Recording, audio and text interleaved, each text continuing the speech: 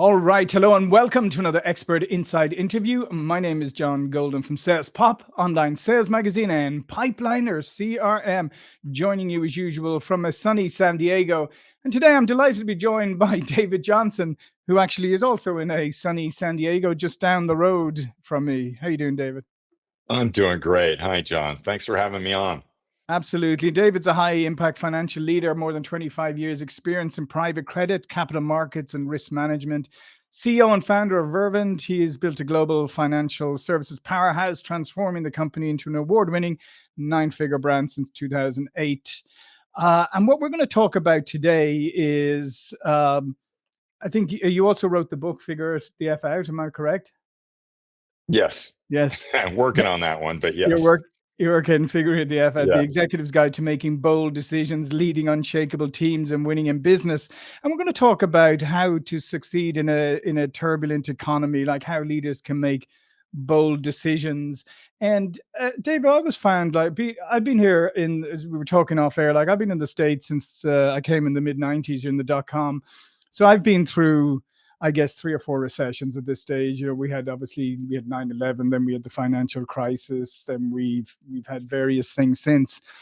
And it always seems to me that when a crisis comes up, the majority of people retrench. Even when you're selling, your biggest competitor is no longer your other competitors. It's the no decision. I'm not going to do anything. I'm just going to sit back and wait this out. And that is always very appealing, to people in their businesses. Is okay. Like I'll just batten down the hatches and I'll just ride this out. Um, but what is it? What are the people? What's the mindset, and how do the people approach it who go, no, I'm not just going to batten down the hatches here. I'm going to look at making some bold moves. I'm going to find the opportunity in all this craziness. It's a great question. I will mention before I answer that Vervent is based in San Diego. This is Mhm. world headquarters for Vervent, so we're with you, John. Yeah. Um, Vervent was founded in 2008 in the Great Recession. Um, and it was hard. And I agree that one of the biggest issues that we faced is inertia on the part of decision makers and larger corporations who we wanted as clients. Very difficult. But at the same time, it's kind of like you know what the problem is, and it's a matter of having the will and the wherewithal to simply like solve a problem, move on, solve the next problem, and just keep going through it and not to let that inertia weigh on you so much that you become debilitated in your ability to deal with it. It definitely takes a lot of, I won't say rah-rahing, but it takes a lot of making sure that your team is fully behind you and shares a strong belief in the same vision that you have to move the company forward. And at that point, when you're sharing this strong vision, it really becomes somewhat self-fulfilling, um, because it's something you believe in. Yeah, I know. I agree, and I just making a note there. But one of the things that you just mentioned there, I think, is the probably the fundamental piece, and that is people take their cues from the leader or the leadership of the organization, and therefore, as you said, if you're communicating, oh dear, this is terrible, I don't know what to do, just do nothing. Um, that's what the organization is going to take from it there, and they're probably going to start sending their resumes out too. So it's really important that you have the belief in yourself, and then you also realize, obviously, how you communicate that to the rest of the organization.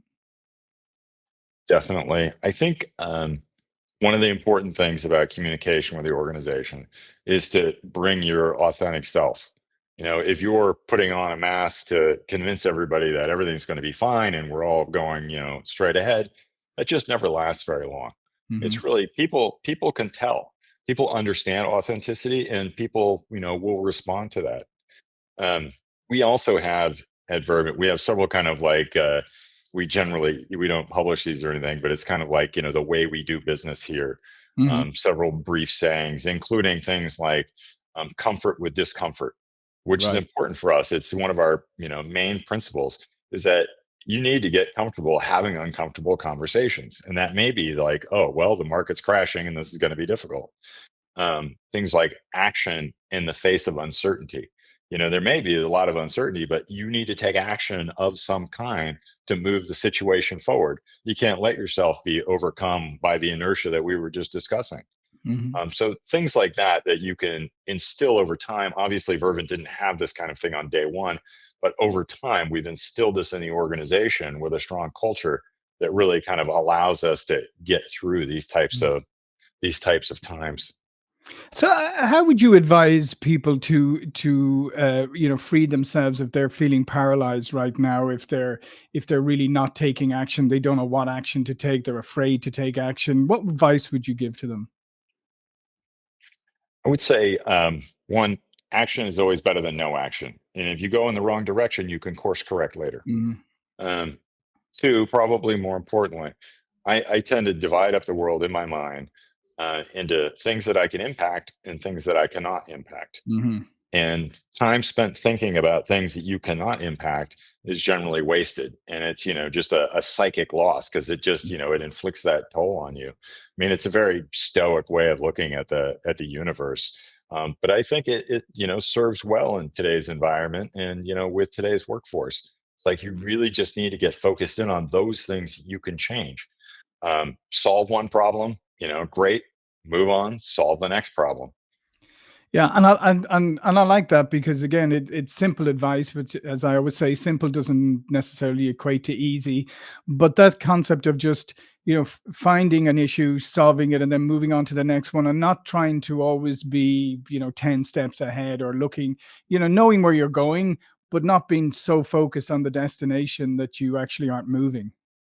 It's a good point. It's a good point. One of my favorite books, which is out of print, so maybe it's not everybody's favorite book, but but it's called The Will to Manage by Marvin Bower, who was he wasn't the founder of McKinsey and Company, but he was the guy who Mhm. turned it into a consulting powerhouse.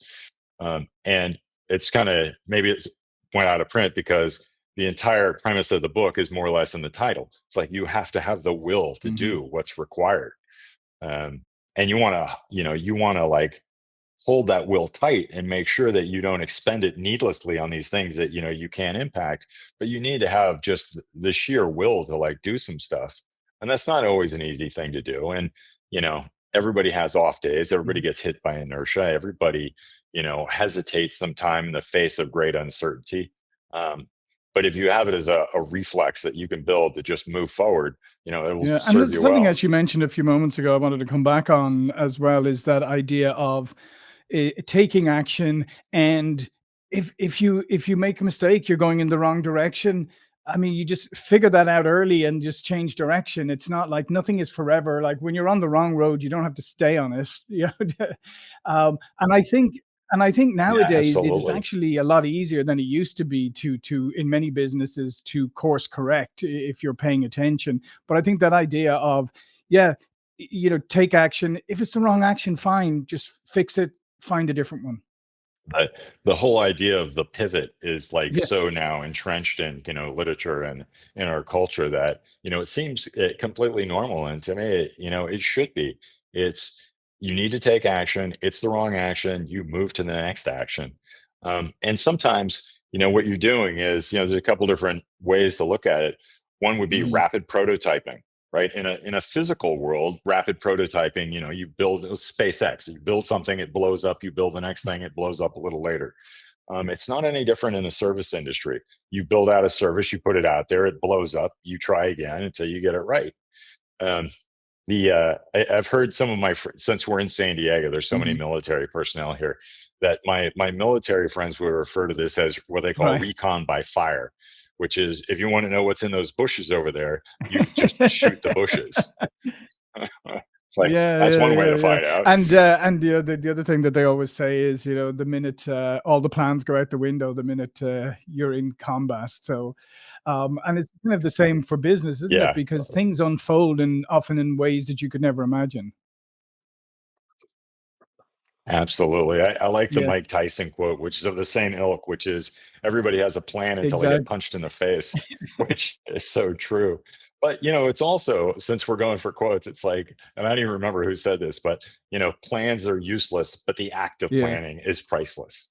And a lot of the prep that we do, all business people do it, is to plan kind of, endlessly around stuff to provide yourself with the flexibility to be able to change course rapidly when Mm. circumstances change, and to be prepared for these instances. I actually, I'm still amazed by this, but when we were hit with the pandemic, when we were hit with COVID, I literally went onto my computer and I opened up a file, Right. pandemic action plan that we had put together Yeah. a couple of years before, and that was our playbook for how to get through COVID, and it worked great.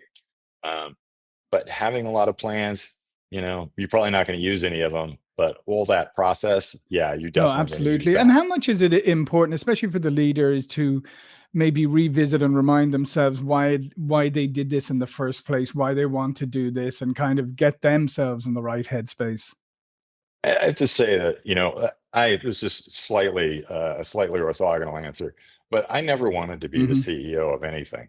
I was happy being a consultant. I was at Bain& and Company, I was at McKinsey& and Company, loved it.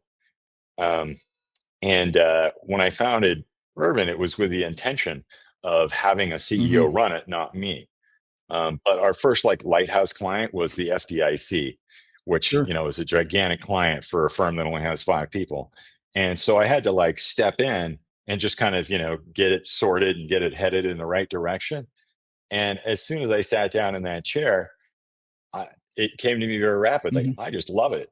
I love being the CEO. I love like working with the team. I love working with our clients. I love delivering value to people. I love fulfilling the mission of our organization. And it's I actually don't need a lot of re-upping on my commitment or thoughts around that. It's just it's kind of I'm probably a little too committed to it. And then, I mean, in that vein, then, um, how important it is it to help like the people around you discover that maybe they have capabilities or capacities that they don't maybe realize, and especially in times of turbulence.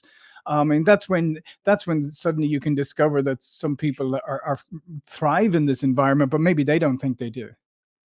Yeah, you find out who's going to step up and who's not. Um, yeah, I really we have a strong focus on people who are going to be the first ones to break the glass Mm, and grab the fire axe. And we've kind of always had that because we've always been very entrepreneurial. But people don't realize that they have it. It's kind of there's got to be some level of mm, equanimity with chaos. You have to be okay being in chaos at some point and be able to move forward. Um, so we work on that. It's something that we try and get comfortable with. We also have a strong commitment to corporate coaching. We have a very good performance coach, works with our executives, and kind of we work on everybody's individual issues as well as the team issues to make the team more effective as well as the individuals. And that's served us very well. It's helped us develop very strong executives over time. So now when I look at my bench, I'm, very satisfied that, we have yeah, the bench and that that's we a really need. important topic that you just brought up there about coaching, because I do feel it's one of the things that people often overlook, organizations overlook, individuals. Oftentimes individuals are waiting around for people for their company or whatever to invest in them rather than investing in themselves. Right? I always tell people my first executive level position, first thing I did was hire a coach, an independent coach off my own dime, and it's paid for itself like 3 million times over. Um, what I always say to people, like, I bet you have a hobby of some kind, right? And they say, "Oh yeah, I love golf." And I say, "Do you ever hire a golf coach?" "Oh yeah, yeah, yeah." Blah blah blah. And said, "So you pay for somebody to help you with something that you enjoy doing, but it doesn't put the bread on your table, but you wouldn't invest any money in a coach to help you do your job better." Yeah, I've run into some resistance. We've done several acquisitions and integrating Right. people into the coaching infrastructure. If they haven't done it before, they're doubtful. And I use the same kind of analogy, but I always use the Hmm. fitness trainer at the gym one because someone goes to the gym, you're like, so you wouldn't hire Right. a fitness Yeah. trainer ever, and it's like it's the same No, thing. it is. Yeah, if you want high performance, you need to be able to Exactly. And be obviously, I coachable. mean, you need the right coaches. I mean, that's the other thing too is a lot of people don't understand what coaching is or even how to coach, and maybe some people's last experience of coaching was somebody just shouting at them. And I think that's telling them what to do. And I think that's the important thing too when they realize that real coaching is very, very different. Yeah, I agree with that. I think the other step that CEOs often miss is that, you go into an organization and they may have like everybody gets to have a coach and, the top 20 people or something like that.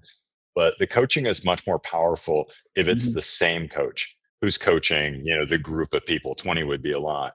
But in order to make the group more effective, not just the people more effective, it needs to be the same person. And frankly, that turns into a superpower when you need to board someone new into the team, because that type of coach, knows everybody, knows where, all the skeletons are, knows like everybody's thing, and can just get someone Yeah. integrated like much, much faster than you would be able to if they had to Yeah, figure it and all the other out thing you mentioned themselves. earlier, I think, is worth just revisiting is that idea of focusing on the things you can control and pushing aside the things you can't. Because let's face it, as humans, we're kind of hardwired in many ways. It's much easier to talk about and moan about the things that we can't control, right? It's comforting, and we just go, "Oh, it's nothing to do. It's, Hmm. all my problems are external. Nothing I can do about them." Being able to push that aside and focus on what you can control, that's almost an art in itself. Yeah, there's no doubt it's very difficult. And I certainly remember many days, early at Vervent, where you just feel like you've got all these plates spinning in the air and they're all going to come crashing down at any moment because, X, Y, or Z is going to happen. And it's all Mhm. external stuff. It's all stuff that you can't impact. And it really does. It defocuses you from the things that you can impact and therefore degrades your effectiveness. um, the ability to like set stuff aside, Yeah. it takes a while. It definitely takes a while, and I think it takes a certain degree of maturity and confidence to Yeah, get and to I think that sometimes point. you have to ask yourself then what inputs are what inputs are you putting into your brain, and are they the ones that are, it's like I would say, if you wake up in the morning and the first thing you do is you indulge in whatever news from whatever side of the spectrum you happen to be on. News isn't there to inform you anymore. It's there to provoke you and provoke a reaction. So if you want to start off your day angry and unhappy, by all means do it, but it's not going to be very productive. There's a lot of doom scrolling that goes on in the world. Yeah, I try and avoid that. I try and avoid, most social media Mhm. platforms other than LinkedIn. Um, I do consume a lot of news from a lot of sources, and I try and avoid those that are like, kind of Yeah, overly biased one way or another. But I agree, so many of the information sources that people have are so partisan or so biased. They just live in their own little information silo, and if you say something different than what yeah. they believe, they think you're crazy because, the only thing Yeah, they've ever yeah, heard is that. absolutely. I mean, it's such a strange phenomenon. And you're right. Same with social media. You're looking on Instagram and you see somebody you used to work with standing beside their new Lamborghini, and you're like, "Oh, my life sucks." And there's great. Turns out it wasn't even their Lamborghini, but it's okay. Now you're all discombobulated for the rest Yeah. the rest of your day. Tell me about those. Just go back. Tell me about those moments when you maybe were, oh, the plates are all going to fall down. Everything's going to, when those moments when maybe you lose confidence. How did you dig yourself out? For me, there's a couple different things that I'll do if I really need a break and I need to kind of get myself straightened out. Um, One, I'll Mhm. just go work out. Whatever it is, go for a run, go do a yoga class, go lift weights, something like that. But you got to do it to the point where it really does tear Mhm. whatever it is out of your mind. You can't just kind of go, limping down the road, kind of worrying about all these external factors. The other thing is I'll hop on my motorcycle and go for a ride. Couple hours on the motorcycle. As Mhm. you know, if you're on a motorcycle, and if you're not paying Yeah. attention, you're probably going to die. So it's a great way to clear out your head. And I love motorcycles, so I'm always happy to do it. But I find those are great breaks. On a more direct fashion, I'll talk Mhm. to our coach and, kind of have her set me straight. I've got several people I talk to that I know whenever I talk to them, they're kind of like, I'll walk away, feeling kind of, reinvigorated and refreshed. And Yeah. I make use of that. It's important to have people you can talk to. And, being CEO is a lot of people say it's the loneliest job in the world. You've really Yeah. got to cultivate other CEOs or other people that you can really have a, Yeah, frank no, discussion with. I can concur with that. I remember those days of watching my team go off to the pub together, because they wanted to talk about me, and you're like sitting there going, "Well, can Yeah. I come?" And you have to give them their space. But yeah, I like what you said there about doing things that get you out of your head, because sometimes, like, I'll hear people say, "Oh, I do think it gives me a lot of thinking time," and I'm thinking, yeah, but what do you have to do that actually stops you thinking? That, because I think that's even more important. Like for me, Yeah. it's martial arts. I do martial arts, and if I'm thinking about some work problem when I'm in the middle of sparring with somebody, it's not going to end well for me. So it's like I used to ride. There's Yeah, definitely a penalty I for used to that. ride motorbikes back in Ireland like you, and I can concur. There's a couple of wet leaves on the ground that'll take you out if you're not paying attention. Absolutely, absolutely. That thing to get it out of your mind, to make you stop thinking, that's great. I actually, when I do All yoga, I right. usually do hot yoga, and by the time you're halfway through the class, you're so wrung out that all you're thinking about is like, will someone please open the door just for a second so Yeah. some cool air I can think get it's in so here? important, especially in the world where we have our little narcissistic friend in our hand all the time, our phone going, "Look at me, look at me, look at me." I think it's so important for people to Yeah, find something that gets them out of their head for a while. yeah, yeah. And generally, I find that I try and make a habit of doing those things on a regular basis, so that you Yeah. don't really get to that point. You know what I mean? If you're clearing your headspace once a day by working out or motorcycle riding or punching someone in the sparring ring, then I Yeah, that will 100%. do you. Well, listen, David, this has been fantastic. All of David's information will be below this video. But before you go, please do remind people what you do. I'm the CEO of Vervent, a consumer finance company, working in U.S. consumer Yeah, financial and I markets. yeah, John, thanks so absolutely. And much for I having would me. encourage you to go check it out. And remember, now's the time to make bold decisions, take bold steps, and good luck with finding, somebody's going to find the silver lining in all of this. So why shouldn't it be you? All right. Exactly. Thanks, Thanks David. so much, Bye now. John.